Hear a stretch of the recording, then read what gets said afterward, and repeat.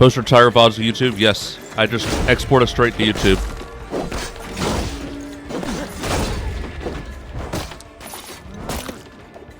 Just the raw VOD.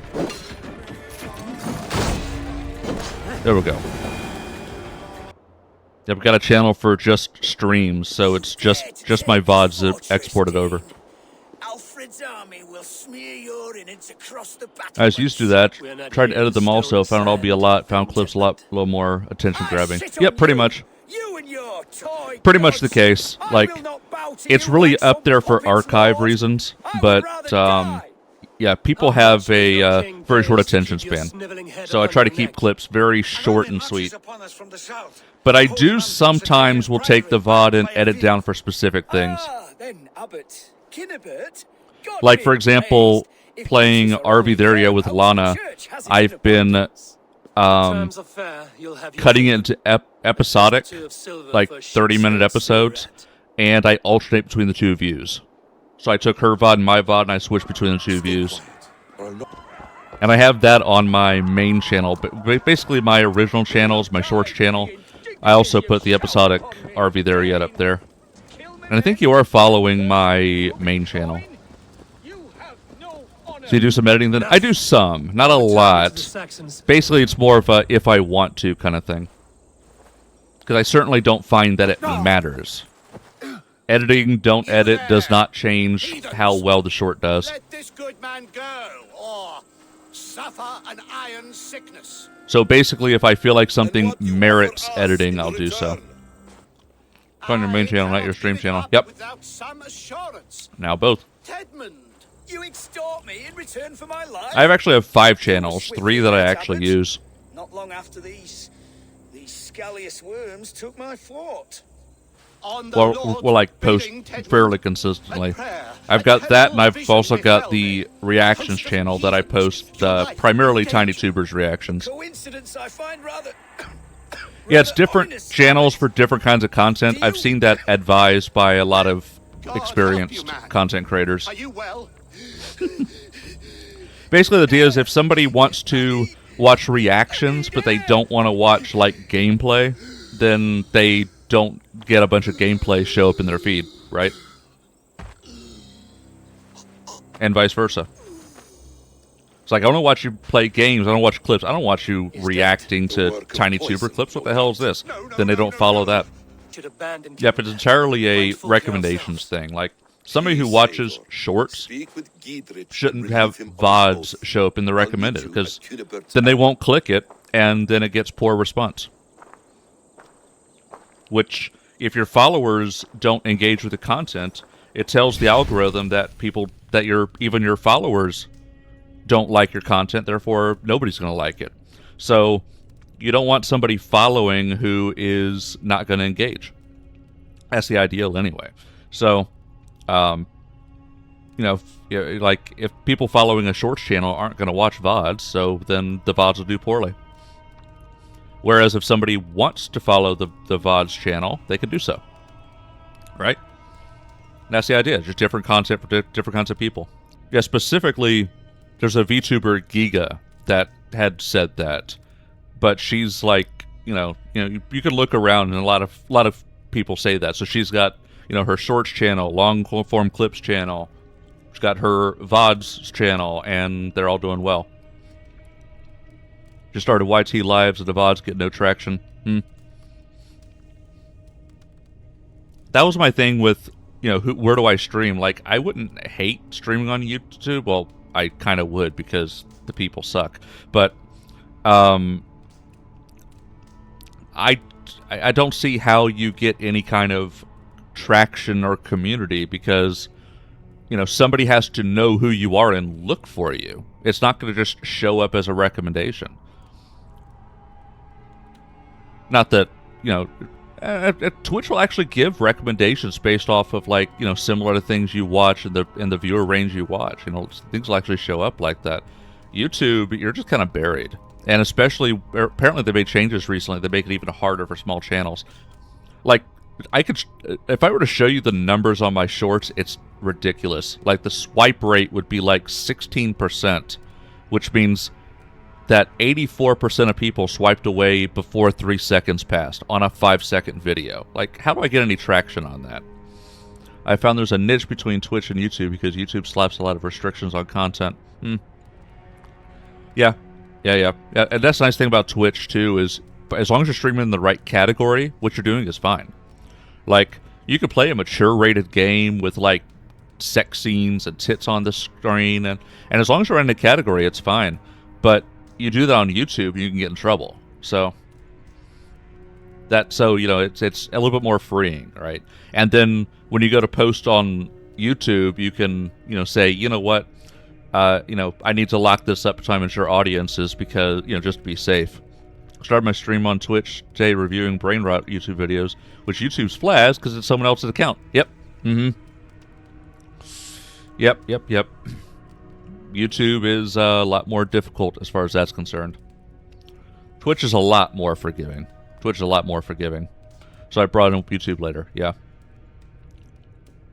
That's kind of why I'm hesitant about other platforms because because they have like weird rules and I don't want to have to bounce around. Like, I refuse to stream TikTok because people will be like, over on the purple site because I can't say Twitch. And it's like, I'm not going to do that kind of bullshit. I'm not going to dance around the words and say, purple site because I can't say Twitch. Unalive because I can't say die. I'm not doing that bullshit. So I'm not going to stream on TikTok. I really don't see how I would build an audience on YouTube. Hell, I started on YouTube. And you see where I am now. A little over 100 followers. A little over, subscribers, as YouTube calls it. In over a year of continuous posting, even before I got on Twitch, even before I went VTuber. I was doing some, long-form play-through videos. That was where I got my start. Not great quality. I've gotten a lot better, obviously. But I've been posting consistently since then. And YouTube has just not been good. Just not been good for me. I mean, I'll still post, but I'm not giving it any... I never gave TikTok any special attention. Been on Twitch about 3 years, and YouTube about the same, and Twitch numbers are way better. Yep, exactly. I've got almost 5 times as many followers on Twitch as I have on YouTube. People say, oh, Twitch is terrible discovery. All the other platforms, it's how you grow, and you try to bring it back to Twitch. And it's like, if anything, I'm flowing from Twitch to YouTube. People are following me on YouTube because they like me on Twitch, not the other way around. Yeah, it's sad but funny. So I don't give any of the platforms any special attention. Like, I take the raw clips, post it straight to YouTube, Instagram, TikTok. If I have an edited video, it's a bit more complex because TikTok, if I post it through the website, it doesn't go anywhere. Like, for months I posted and every video had 0 views. 0 views. Because it wasn't pushed anywhere. Only followers would see it. But guess what? I had no followers. Nobody saw it. I like TikTok to edit my reels, but it's really branding my stuff. I don't edit in their platform because it's terrible. I do all my editing in DaVinci. I do my own edits. And that's where you can do things like I can, cut specific pieces of audio out. I can, I can even do like noise suppression. When I was processing Lana's VOD from our first stream, near the end of the stream, there was a period of time where, and I've seen the same problem. She uses Streamlabs, and I used to use Streamlabs, and I had a very similar issue where eventually the audio gets crackly, and that crackle shows. I was able to suppress the crackle to the point where you'd have to, it didn't completely remove it, but you'd have to know it's there and look for it. It wasn't like obvious. So obviously a lot better than it was. TikTok wouldn't do that. So the only thing that's on YouTube that's now on other platforms is the long form stuff. I don't have DaVinci yet. Just got off Wondershare, which I barely used, which is fine as well, but the AI functionality to help me out was good. I also tried Eclipse for auto clip generating recently, but that really didn't change much. I thought about looking at some AI tools for like clip generation, but even then, all they do is flag like, hey, this period of this time period seemed like it was, seemed like there was more activity, and it's like, thanks.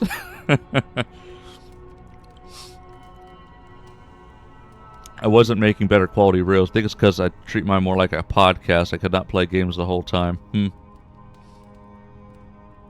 Yeah, I mean, it's fair enough. It's fair enough.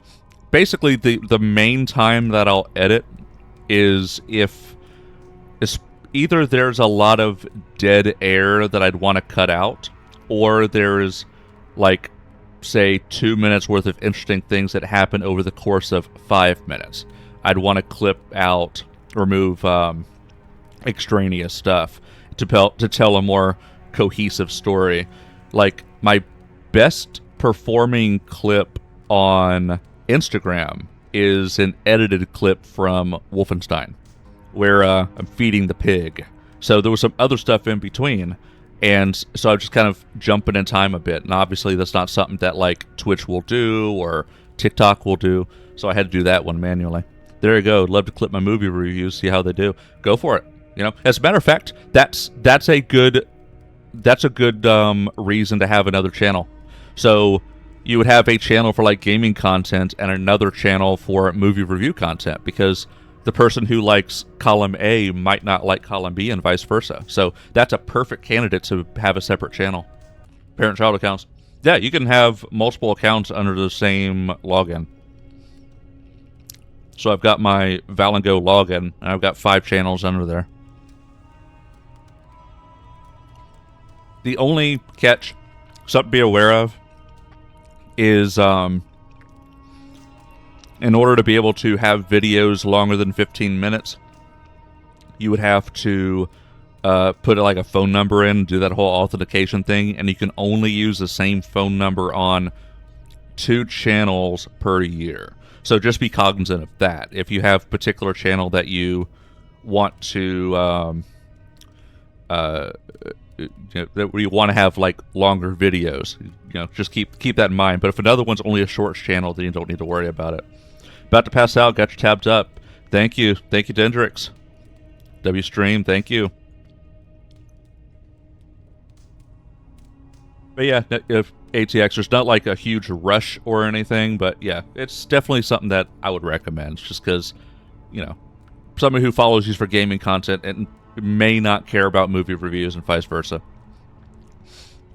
I might drop long form unless I'm going to edit anything beyond 5 minutes. Yeah. And sometimes if I have a clip that kind of is a bit longer and could also work long form, I have a separate, what I call a clips channel, but I don't have a lot in there, to be honest. Kind of the same. I have, if I have, sometimes at the beginning of streams, I'll yap. Actually, sometimes in the middle of a stream, I'll yap. Like if a particular topic kind of leads me to kind of talk for a bit. For example, like this period here, it might be a candidate for that. Might pull that from the VOD. I'll have to go back to look at it, but I might pull it from the VOD and put that on my Yaps channel. So it's just me yapping. It's just clips of me yapping, not gaming content. Really want to just work with an editor. I'm a better idea guy than an editor. AI doesn't fill the void. With practice. I mean, with practice. Like, my first edits were very rough, but you kind of get a feel for it. Like, some frame perfect editing. And I also take a less is more approach. Like, lots of weird bang, zoom, wild stuff is counterproductive. Just nice, clean transitions and edits work really well. So like I said, I flip between the 2 views between myself and Lana in the RV There Yet compilations. And what I started with by taking the 2 VODs and syncing them up to where, like, basically it's more or less syncing it up to my voice. And then from there, I go, okay, this period, I want to have it from my perspective. This period, have it from Lana's perspective. because sometimes the action's on the other perspective, and then sometimes you have something silly. I did something silly where I'm trying to set up some boards, and it's very slow and cumbersome, and whereas on her screen she's running circles getting away from a bear, so I'm just flipping between those two views. Just sometimes silly things like that. Just having some fun with it. Nobody's really watched it, but hardly any views, but it's more for fun for me. If you don't have fun, these audience smell on you. Yeah, that's basically something that I realized very quickly is authenticity is much more enjoyable. Like, from a viewer perspective, I prefer authenticity. Like, basically, here's the fundamental thing, is, be your own biggest fan, right? What kind of content do you like? Like, what would you do? What could you do that you would like to watch as a viewer? Do that. And what you're not trying to cater your content to a specific viewer. You are looking for viewers for your content. So yeah, just do your thing, have some fun with it, and look for people who vibe with you. That's it. And also, even more importantly than that, if you're not having fun, you're going to burn out, because this is hard, right? This is work. This is work. So if it's not fun, you're not going to stick with it. For my long form, I don't like VODs that much. I'm not going to watch my 3-hour stream. Yeah, fair. Which is, like, I do watch my VOD, but it's on like 2x speed while I'm doing something else. So, and I'm just listening for, looking for like heightened periods of excitement where it's like, oh, that's pretty funny. I definitely want to pull that out as a clip. So I do have that framework in my head. So I do enjoy my own content. It's just, if I sit down and like absorb my content at 1x speed, I won't have time for anything else. So I just straight up don't have time to watch it in detail. But when I find a period of time where it's like, hey, that's pretty interesting, this might be good for a clip, I'll go back and watch it at a regular speed a couple of times and decide, do I want to clip this? Yeah, okay. Where do I want to cut it? Where do I want to start this? The gaming part isn't work, it's everything else. Yeah, exactly. Like this part of it's not work, right? I'm just sitting here yapping, and playing a game. Like, that's not hard. The hard part's actually pushing it, right? If you just click go live and that's all you do, yeah, that's easy, but that's not going to get you anywhere. It's the, it's the networking, use of social media, and it's, going through the clips and video editing and, your own marketing, all that stuff. Like, that's work. So it's got to be fun, or you won't stick to it. I was doing that last year, and it's so much time is the problem. I like my concept, but rely on the create clip function a lot these days and edit as I close down the stream. I like my voice now. That took time. Yeah, so the thing about the clip function, and it's great. Like, I've got the clip function. If somebody uses that, then awesome. It's just oftentimes in the moment, I'm just doing my thing, and then when I'm going and watching it back, I'm like, oh, that's pretty funny. That's a good clip. Like, I'm not thinking at the time what would make a good clip. Like, I rarely am I like, oh yeah, this was funny. That's definitely a clip. I might go through a stream. Basically, I've learned this about myself. I might go through like a 4-hour, 5-hour, 6-hour stream and be like, man, I don't know if I got any clips out of this. Go back and watch the VOD and get like 6 clips out of it. And it's like, I'm going back and watching it. It's like, hey, that's pretty funny. That's a clip. Having my head now is my stream strategy. Yeah, it works for some people. It just doesn't really work for me because I'm not in that frame of mind. Like, I'm just on here doing my thing, and I'm not thinking, I'm not trying to create clips as I go along. I'm not trying to farm clips. I just pull clips from the VOD as I'm like, hey, that was pretty funny. Just in a vacuum, it's pretty funny. The main question I ask myself, though, is, does it need context? If it needs context to understand why it's funny, it does not make a good clip unless you've edited that in. And I've done that occasionally. I correspond it with a laugh or loud noises. There are plenty of easy triggers for the clipping. Yeah, But like I said, I'm not in that frame of mind when I'm going through, and a lot of my humor's dry.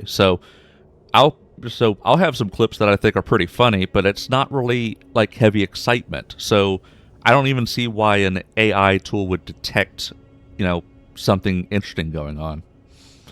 I've dropped some clips about 20%. Yep, it's basically I shotgun this stuff. I just put out anything that's even mildly amusing. It's just if it needs context to understand it. It's like, you know what? If the joke requires explanation, it kills the joke. So doesn't really make a good clip in that case. Some I keep, the never post. I've done that a couple of times where I clipped it in Twitch, and then when I'm going to export later, it's like, I don't know if I want to post this on social medias. But it's fine as a Twitch clip, so I leave it. So yeah, I do that sometimes. Occasionally, like most of my clips make it to social media, but occasionally I leave it. Especially if I already got a bunch of clips out of a VOD. It's like, do I need 10 clips, or do I need 10 clips out of a 6-hour stream, or is 8 enough? I did this one about how pilots are crazy assholes, but it was too like insider info. It's like, man, no one's gonna get this. Yeah, exactly. It's like if it needs, like, you really need to start with like a basic premise that everybody can relate to, right? You have to start with something that everybody can relate to, otherwise they're gonna be like, what the hell is this? So yeah, I agree. I've had a few like that where it's like, you know what? This requires understanding this other thing. Which is like, I mentioned the one where it's like, old books, where's the gems? I can't shove these books up my keister. That was actually kind of a play off of a previous joke. And I was like, I don't know. Will people get that? Will this be funny without the context of the previous joke? I'll post it, see what happens. And people liked it. So, no one's going to get this like poop and farts. Super mature content, yes. Also make fun of titular characters in video games to be a good attention getter. Yeah. The brothers, or the Abbot's men. Oftentimes, so I actually saw a video talking about how to cater your shorts for maximum push, like getting past the swipe jail, getting past, certain layers. And it refers to attention getters, hooks. And it's like, I always cut to where I've got a hook, like right off the bat, like I'm saying something like off the wall, or another character saying something off the wall, and that would be an audio hook. But there's also visual hooks and text hooks. And that's not something I typically do. Typically I just rely on the audio hook. So that's something to keep in mind is when I go to edit, and I haven't done a lot of this, but when I go to edit, I do have the audio hook, but I also want to have something like flashing on the screen as like a visual hook, and then words on screen like, you're never going to believe what happens, watch to the end, or, something like that. And that can help to keep somebody engaged and get them to actually watch it. And more people watch it, it tells the algorithm, hey, people are watching this, need to push it further. Want the video hooks for sure. Hear what you're saying there. I do textual hooks now and captions sometimes. Yeah, I've done captions, and I found captions to not matter at all whatsoever. But I can see how a visual hook can make a difference.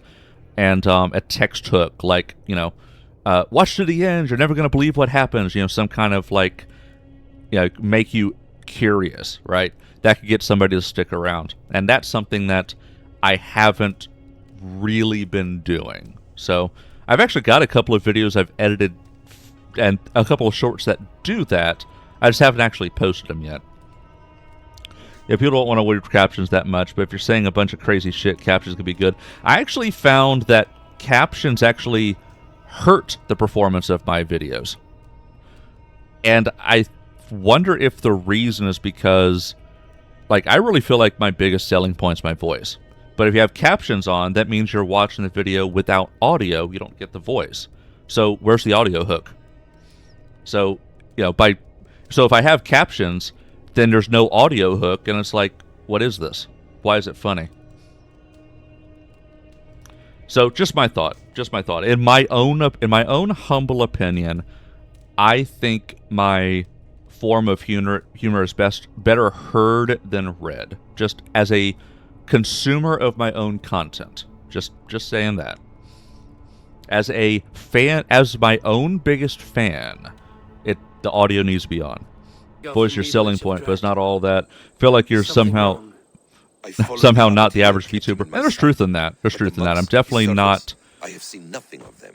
Definitely not typical. I will say I'm a bit more. So here's the thing: when you say typical VTuber, you typically think of VTubers as like the Eastern style, like the Japanese type of thing. There's actually a lot of VTubers that aren't like that, more Western style. And something interesting I came across. So you might think sometimes, people don't give, the male VTubers a shot, yada, yada, yada. So there's people who be like, ooh, a male VTuber, flip away. But I actually saw somebody talking about it on Reddit, and it made sense.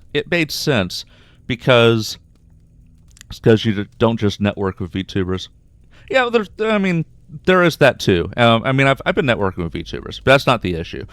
Although I do find VTubers to generally be very skittish. It's more difficult to network with a VTuber. Like, guys like you, like Myson, like Ultima, Dendrix, Supreme, there's a lot of these people are like, oh yeah, you stream too. Oh, let me give you a follow. Whereas VTubers will be very skittish, like, oh, should I reach out? Oh, what if they're not receptive? I'll feel so bad. Yeah, and they end up, not reaching out, right? So it's a lot more difficult to network with VTubers in my experience. That being said, though, I did see something on Reddit explaining why they don't typically like male VTubers, and it's not a sexism thing. It's that it's not that they dislike male VTubers; they dislike the Western male VTubers because they tend to be more dude bro, and they don't like that. And I can appreciate that. It's a certain vibe that you just don't dig, and it's totally fine. Don't expect somebody to watch something that they don't like. Yeah, I guess they naturally be that way with how they got to VTuber. Yeah, it depends on the individual. Like in my case, I'm not shy. It's just there's I've got reasons. It's because of the nature of my work that if I say, okay, here's what I look like, and here's my name, and here's where I live, all that kind of stuff, I